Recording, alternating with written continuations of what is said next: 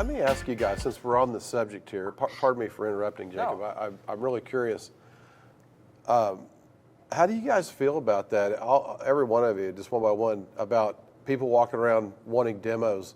Is that exciting to you guys, and is that something that you guys want to be doing? Because, you know, when I started doing this in the 80s, that's kind of what went on. You saw a lot of demos, and you saw, you know, cool installs, and then I kind of got out of the industry for a little while, and I came back and as a rep for KICKER, and I think it was 99 or 98.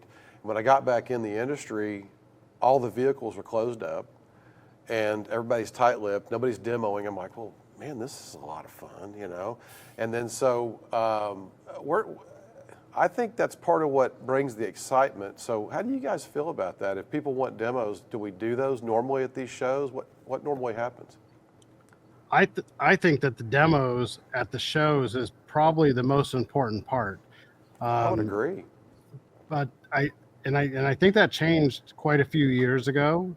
You know, when I came back into it in 2012, there was a lot of people that were kind of closed up, but there was people that were not, and I jumped back in at a very high level, so maybe I had a little different perspective at that time than some.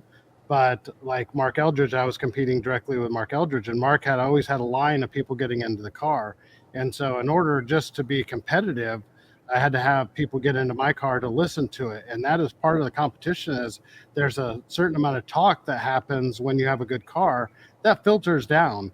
And did you hear that car? Did you see that car? And so that's, to me, it's a big part of the competition.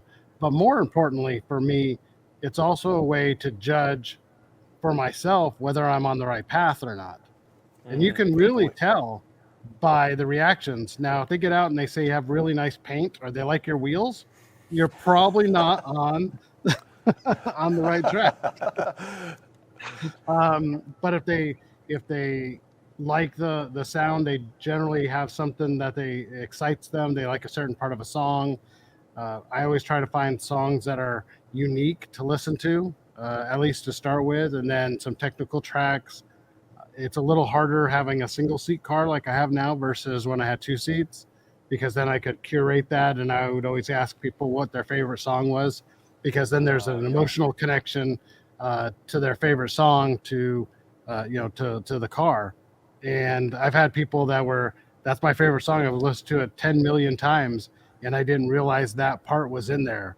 Or oh yeah, I love it when people say that. Yeah, or an industry person who listens to that and they go, that's not the original track. And I go, no, that's the original track. And they go, no, it's got to be remixed. I've never heard it like that. And you show them that it's the original one. It just, there's a lot of information that they've never heard. So, and really most of the shows that I go to, everybody is doing demos. That's like the number one thing. It's almost like a competition. Wow. Who can have the most demos?